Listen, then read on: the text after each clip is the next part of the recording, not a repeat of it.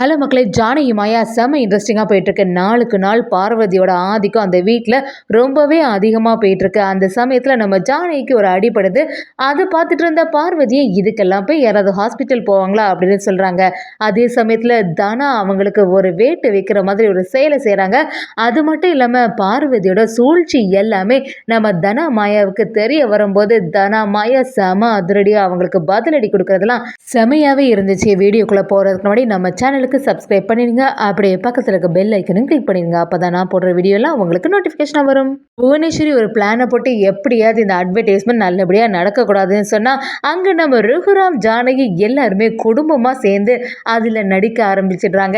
இதெல்லாம் தெரிஞ்சுக்கிட்ட புவனேஸ்வரி பயங்கரமாக அதிர்ச்சி ஆயிடுறாங்க. நம்ம ஒரு திட்டம் போட்டால் எல்லா பிளானையும் கடைசி நேரத்தில் இந்த மாயா வந்து கெடுத்து விடுறா அப்படின்னு சொல்லிட்டு புவனேஸ்வரி பயங்கரமாக எரிச்சல் ஆகுறாங்க.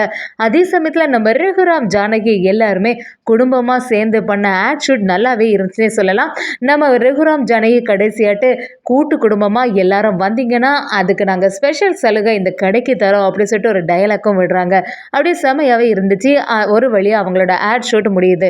அதே சமயத்தில் வீட்டுக்கு வந்த உடனே நம்ம ஜானகி ரகுராம் எல்லாத்தையும் பார்த்த பார்வதி பயங்கரமாக எரிச்சல் ஆகுறாங்க. எல்லாரும் குடும்பமாக சேர்ந்து எங்கே போயிட்டு வரீங்க அப்படின்னு கேட்கும்போது நம்ம பத்மாக்கெல்லாம் இந்த விஷயம் தெரிய வருது.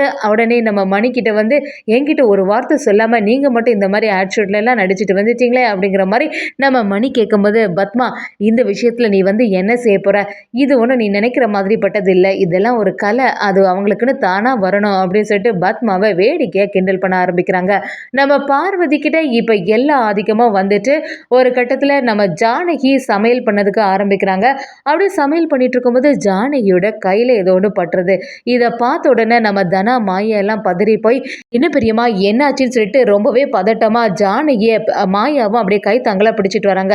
கையில் பார்த்தீங்கன்னா பெரிய காயமாட்டு இருக்கு. இதை பார்த்த உடனே நம்ம மாயாவும் ஜானகி அம்மா இனிமேல் நீங்கள் வீட்டில் இருக்காண்டா, வாங்க உடனே ஹாஸ்பிட்டல் போகலாம் அப்படின்னு சொல்கிறாங்க.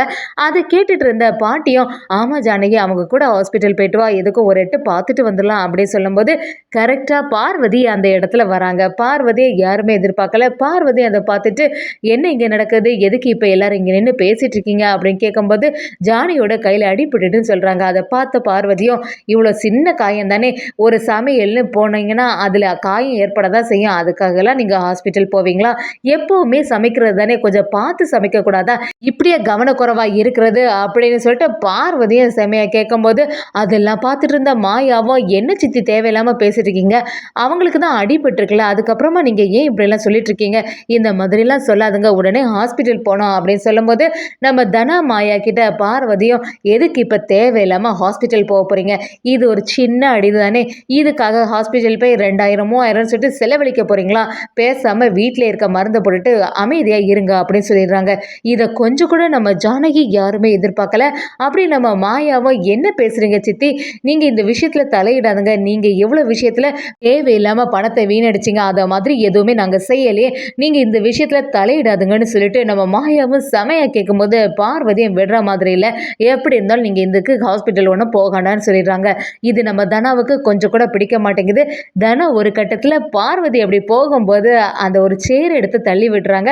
கரெக்டாக பார்வதியோட காலில் அது படுது. பார்வதி அந்த இடத்துல கீழே விழுந்து ஐயோ என் கால் போச்சு அப்படி சொல்லிட்டு பயங்கரமாக கதறி ஆள ஆரம்பிக்கிறாங்க. அதை பார்த்துட்டு இருந்த நம்ம தனாவும் என்ன சித்தி உங்களுக்கு காலுக்கு இப்போ என்னாச்சு அப்படி சொல்லிட்டு பதட்டமாக போய் அவங்கள தூக்குற மாதிரி ஹெல்ப் பண்ணுறாங்க.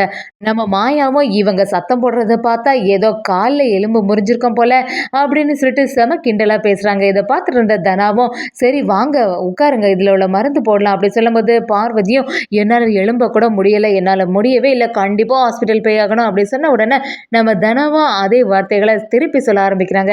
என்ன சித்தி இது ஒரு சின்ன அடி தானே, இதுக்கு போய் யாராவது ஹாஸ்பிட்டல் போவாங்களா, வீட்டில் இருக்க மருந்து போட்டாலே போதுமே அப்படி சொன்ன உடனே நம்ம பார்வதிக்கு அப்படியே டென்ஷன் ஆகுது. கண்டிப்பாக நீ தான் ஏதாவது சேர தள்ளி விட்டாலும் விட்டுருப்பா அப்படி சொல்லி பார்வதி நம்ம தனா கிட்ட எரிச்சல் ஆகுறாங்க. எப்படி இருந்தாலும் நம்ம மாயாவும் ஜானகியை விடுற மாதிரி இல்லை, அப்படியே போய் மருந்தெல்லாம் போட்டுட்டு வராங்கன்னே சொல்லலாம். அதே சமயத்தில் இன்னொரு பக்கம் பார்த்தீங்கன்னா புவனேஸ்வரி வசுந்தரா தேவி கிட்ட வந்து நம்ம பிளான் எல்லாம் எப்படி போயிட்டுருக்கு, ரிஜிஸ்ட்ரேஷன் எல்லாம் நல்லபடியாக முடியும் தானே, நான் ஏற்கனவே பல பிளானை போடும்போது இந்த மாயா வந்து சொதப்பி விட்டுருக்கா, இப்போ கூட அவங்களுக்கு ஒரு ஆட் ஷூட் நடக்கிற மாதிரி இருந்து அதை எப்படியாவது தடுத்து நிறுத்தலான்னு சொல்லிட்டு நான் ஒரு செயலை செய்தேன், ஆனால் அதை கூட இந்த மாயா வந்து கெடுத்துட்டா அப்படின்னு சொல்லிட்டு எல்லா விஷயத்தையும் சொல்ல ஆரம்பிக்கிறாங்க. சொல்லிடுறாங்க. அதுக்கு வசுந்தராவும், நீங்க இதுவரைக்கும் போட்ட பிளான் வேணும்னா சொதப்பியிருக்கலாம். ஆனா நான் எல்லாம் போட்டிருக்கிறது சரியான பிளான். இந்த வாட்டி சொதப்பதுக்கு வாய்ப்பே இல்லைன்னு சொல்லிட்டு வசுந்தரா தேவியும் சொல்லும்போது, புவனேஸ்வரியும் நீங்க எதுக்கும் ஜாக்கிரதையா இருங்க. என்ன நடந்தாலும் அந்த குடும்பத்துக்கு ஒரு பிரச்சனைன்னு வந்துட்டா இந்த மாயா எப்பவுமே வந்து அதை சரி பண்ணிடுவா. அது மாதிரி இந்த வாட்டி ஆகவே கூடாதுன்னு சொல்லிடுறாங்க. வசுந்தராவும் நமக்கு தான் பார்வதி இருக்கால, பார்வதியை போய் பார்த்தா ஒரு ஐடியா கிடைக்கும்னு சொல்றாங்க. அது மாதிரி நம்ம பார்வதியை போய் வசுந்தரா தேவி பார்க்குறாங்க. பார்வதி கிட்ட, இங்க பாரு நான் டாக்குமெண்ட் எல்லாமே ரெடி பண்ணி தந்துட்டேன். நீ கைரேகை எடுக்க வேண்டிய டாக்குமெண்ட் இதுதான். இதை கொண்டு போய் அப்படியே ரகுராமுக்கு தெரியாம அவங்களோட கைரேகையை இதுல வச்சுடுன்னு சொல்லிட்டு நம்ம வசுந்தரா தேவியும் பார்வதி கிட்ட அந்த டாக்குமெண்ட்டை கொடுக்குறாங்க. அதை பார்த்துட்டு இருந்த பார்வதி, நீங்க சொல்றது எல்லாமே சரிதான். ஆனா குடும்பத்துல உள்ளவங்க யாருக்குமே தெரியாம எடுக்கிறது தான் கொஞ்சம் கஷ்டம்னு சொன்ன உடனே வசுந்தராவும், நான் ஒன்னதான் நம்பி இருக்கேன். நான் தான் ஏற்கனவே சொன்னேன்ல, ஒரு டீலிங் பேசி வச்சிருக்கோம்ல, நீ மட்டும் இதை எனக்கு முடிச்சு தந்தியனா அந்த 10 கோடி ரூபாவும் உனக்கு தான் தரப்போறேன். அது உனக்கு ஞாபகம் இருக்குல்ல, நீ எத்தனை வருஷம் தான் இந்த கூட்டு குடும்பத்துல இருந்தாலும் எந்த நன்மையும் உனக்கு கிடைக்க போறதில்ல. ஆனா ஒரே செட்டில்மெண்ட்ல உன்னை நான் பெரிய ஆளாக்கி காட்டுவேன் அப்படின்னு சொல்லிட்டு பார்வதி கிட்ட இன்னும் பெரிய ஆசையை கூட்டி விடுறாங்க. இதெல்லாம் பார்த்துட்டு இருந்த நம்ம புவனேஸ்வரியும் பார்வதி கிட்ட வந்து, எல்லாத்தையும் கரெக்டாக செய்திருவதானே, ஒன்று தான் நாங்கள் நம்பி இருக்கோம் அப்படின்னு சொன்ன உடனே பார்வதியும், சரி மேடம் நான் கண்டிப்பாக பார்த்துடுறேன். என்னால் முடிஞ்ச வரைக்கும் கண்டிப்பாக கைரேகையை என்னை எடுத்து உங்களுக்கு நான் தந்துடுவேன். நீங்கள் சொன்ன மாதிரி எனக்கு அந்த ரூபாவையும் செட்டில் பண்ணிடணும்னு சொல்லிடுறாங்க. இதை கேட்ட வசுந்தராவும், நீ எதுக்குமே கவலைப்படாத, கண்டிப்பாக நீ கைரேகை எடுத்து டாக்குமெண்ட் தந்த உடனே பணம் உன் கைக்கு வந்து சேர்ந்துரும்னு சொல்லிடுறாங்க. நம்ம பார்வதியும் எப்படியாவது ரகுராமோட கைரேகையை இதில் எடுத்தாகணுமே அப்படி சொல்லிட்டு அதுக்கான வேலையை பார்க்க ஆரம்பிக்கிறாங்க. பார்வதியோட செயல்ல சந்தேகம் அடைஞ்ச நம்ம பத்மாவும் பார்வதி கிட்ட வந்து, என்ன பார்வதி இப்பெல்லாம் நீ நடந்துக்கிறது எதுவுமே சரியில்லை, ஏதோ என்கிட்ட மறைக்கிற போல, முன்னாடி மாதிரி நீ என்கிட்ட இருக்கிறதில்ல, எப்போ உனக்கு இந்த அதிகாரம் எல்லாம் உன் கையில வந்துச்சோ அன்னையிலேருந்தே நீ மாறிட்ட, நீ ஏன் பழைய மாதிரி என்கிட்ட இருக்கிறது இல்லை அப்படின்னு சொல்லிட்டு நம்ம பார்வதி கிட்ட கேட்கும்போது, பத்மாவை பார்த்து நம்ம பார்வதியும், அப்படி ஒன்றும் இல்லை, எல்லா வேலைகளும் இருக்குல்ல, எல்லாத்தையும் பிரிச்சு எல்லாம் கொடுக்கணும்ல, அதனால தான் நான் கொஞ்சம் பிஸி ஆயிட்டேன் அப்படின்னு சொல்லிட்டு சமாளிக்க பார்க்குறாங்க. ஆனால் பார்வதிக்கு ஒரு பக்கமாக டென்ஷனாகவே இருக்குது. இந்த விஷயம் வீட்டில் உள்ளவங்க யாருக்குமே தெரியக்கூடாது. இப்போ என்ன செய்கிறது, மாயா யாருக்காவது தெரிஞ்சதுன்னா பெரிய பிரச்சனை ஆகிடுமே அப்படி சொல்லிட்டு பார்வதியும் என்ன பண்ணலான்னு யோசிக்கும் போது, சரி எல்லாரும் தூங்கிட்டு இருக்கும்போது வசமாக போய் வாங்கிட வேண்டியதான். ஆனால் ஜானகி அக்கா எல்லாரும் சேர்ந்த மாதிரி இருப்பாங்களே, இந்த சமயத்தில் எப்படி ரகுராம் மாமாவோட கைரேகையை வாங்க முடியும் அப்படின்னு சொல்லிட்டு யோசிச்சுட்டு, சரி ஏதாவது ஒரு டாக்குமெண்ட்டை காட்டி அவங்களுக்கே தெரியாமல் கைரேகையை பதிச்சிட வேண்டியதான்னு நம்ம பார்வதியும் ஒரு திட்டத்தை போடுறாங்க.